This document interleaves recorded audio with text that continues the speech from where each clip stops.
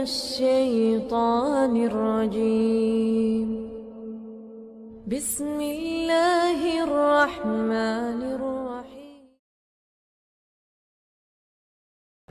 Umur saya 26 tahun.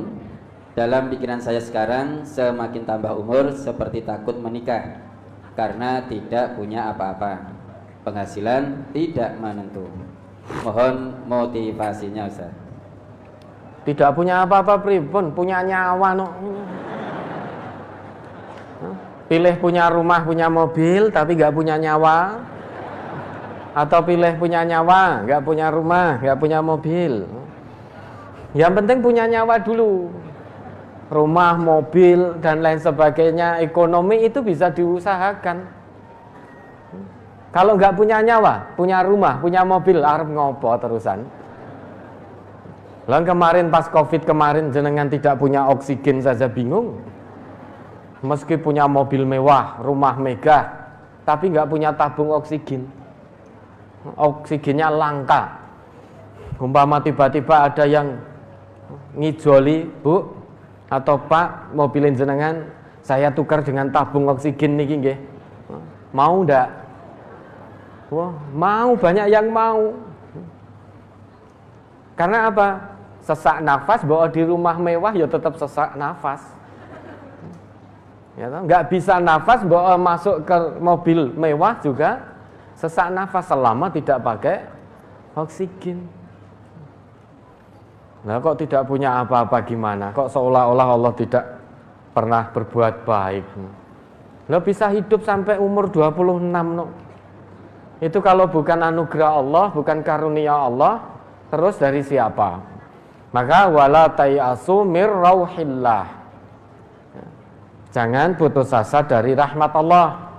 Karena orang yang berputus asa dari rahmat Allah itu hanya orang kafir. Jangan takut nikah. Nikah ini sunnah Rasul. Ya ma'syaras sabab man istata'a minkumul ba'ah falyatazawwaj. Ini pemuda usia nikah 26, nikahlah, jangan takut. Ya, tapi saya belum punya apa-apa. Pekerjaan juga kadang ada, kadang tidak. Kadang pendapatan pas-pasan. Ya alhamdulillah, pas butuh rumah pas ada. Pas butuh mau piknik pas ada, alhamdulillah. Tetap yakin pada Allah. Yang maha kaya itu siapa toh? Allah. Maka jangan pernah takut selama kita menjadi hamba Allah yang maha kaya. Wallahul ghaniyyu wa antumul fuqara. Allah itu yang maha kaya, kamu itu yang fakir. Karena kita fakir, maka kita butuh kepada Allah. Kita butuh kepada Allah berarti siap menjalankan ketetapan Allah. Salah satunya Allah menetapkan, memerintahkan kita untuk menikah. Bahkan janji Allah, iyakunu fuqara yughnihimullah min fadlih. Jika mereka yang menikah itu, yang mau menikah itu fakir, tidak punya, yakinlah yughnihimullahu min fadlih. Allah yang akan mencukupi dengan karunia-Nya. Wallahu wasi'un alim. Jangan takut. Karena Allah itu maha luas pemberiannya, maha mengetahui.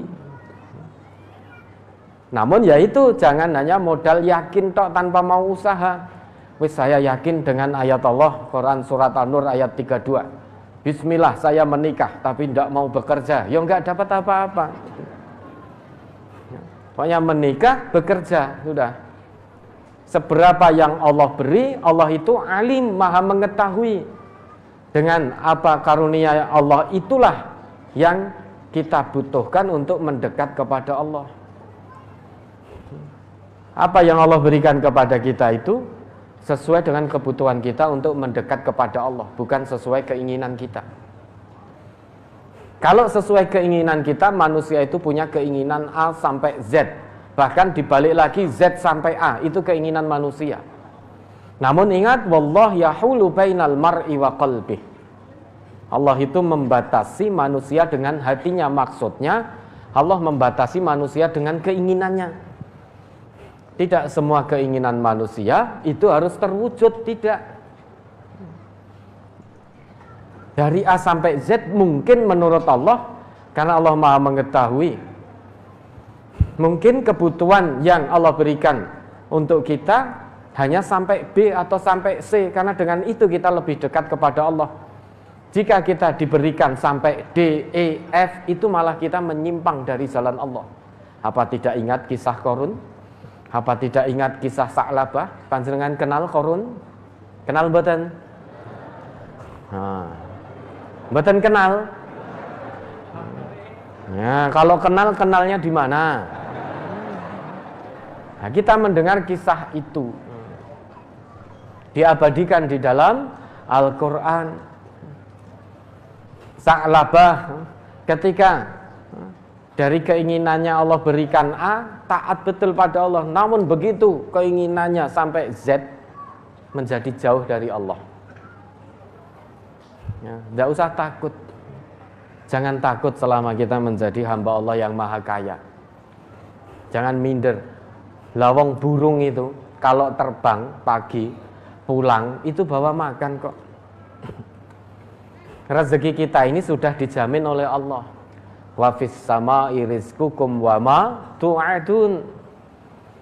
Dan di langit rezekimu dan apa yang sudah dijanjikan kepadamu. Piye carane rezeki di langit? Maka rezeki sudah dijamin oleh Allah. Rezeki itu kemudian Allah turunkan ke bumi untuk kita jemput. Huwallazi ja'ala lakumul arda dzalula famshu fi manakibiha wa kulu mir rizqih. Diingat itu Quran surat Al-Mulk ayat 15. Asal mau gerak, asal mau berusaha, ada istilah Jawa obah mamah. Ning aja ngene wong liya sing dimamah. Kowe jemput saja rezeki kita. Kita berdoa terus di rumah, ya Allah, anugerahkan hamba rezeki ya Allah, karena hamba ini mau menikah. Hamba sudah punya tanggungan ya Allah, tapi tidak mau bekerja. Ya tidak mungkin tiba-tiba mak bedunduk, tidak mungkin. Oh yang kerja, bismillah, keluar dari rumah dengan niat lillahi ta'ala menjawab seruan Allah. Karena bekerja itu yang memerintahkan Allah. Mari diingat itu ayatnya. Surat Al-Mulk, surat ke-67 ayat 15. Walladzi ja'ala lakumul arda dhalulan famshu fi manakibiha wa kulu mir rizqih wa ilaihin nusyur.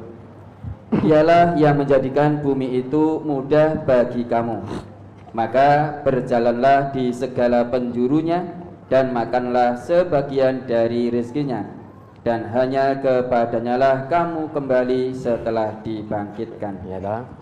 Rezeki kita ini, jangankan manusia, semua makhluk Allah rezekinya sudah dijamin oleh Allah di langit.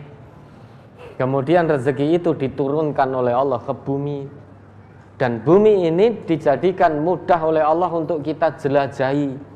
Maka bergeraklah, berusahalah.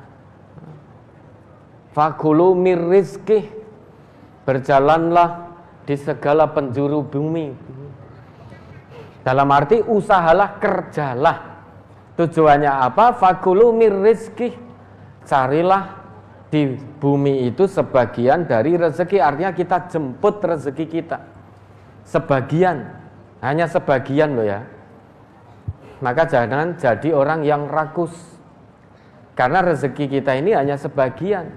Kalau kita rakus berarti kita juga menggunakan cara haram. Padahal yang Allah perintahkan sebagian. Min itu litab'id, sebagian. Maka rezekinya orang jangan diambil. Kita mengambil rezeki kita saja. Yang mana? Yang penting kita usaha. Syaratnya ditempuh dengan cara halal dan thayyib, dan jangan ikuti langkah setan. Dalam arti sesulit apapun tetap berusaha mencari rezeki yang halal. Asal obah, jaminannya dari Allah, mamah. Maka bismillah, kerja, berusaha. Tujuannya bukan untuk mencari uang, tujuan utamanya karena menjawab seruan Allah, menjawab perintah Allah. Kalau kita bekerja tujuan utamanya biar dapat uang, oleh sithik ngresulo, oleh okeh kurang okeh, maka korupsi. gajinya sudah besar masih kurang karena tujuannya hanya untuk mendapat uang. Ya toh? Punyanya orang lain juga diambil. Namun jika kita kerja tujuan utamanya menjawab seruan Allah, sedikit atau banyak Allah akan berikan rasa qanaah, rasa syukur, rezeki yang penuh berkah. Maka pemuda tadi jangan takut menikah. Nikah, bekerja dan berusaha serta terus memohon kepada Allah. Yakinlah dengan janji Allah. Berapa banyak dulu pemuda yang tidak punya, begitu menikah menjadi punya. Karena karunia Allah. Dah, yakini janji Allah dalam hati, tanamkan kuat-kuat dalam hati, kemudian tempuh ikhtiarnya. Pasti akan saudara dapati janji Allah itu. Ya, ada lagi.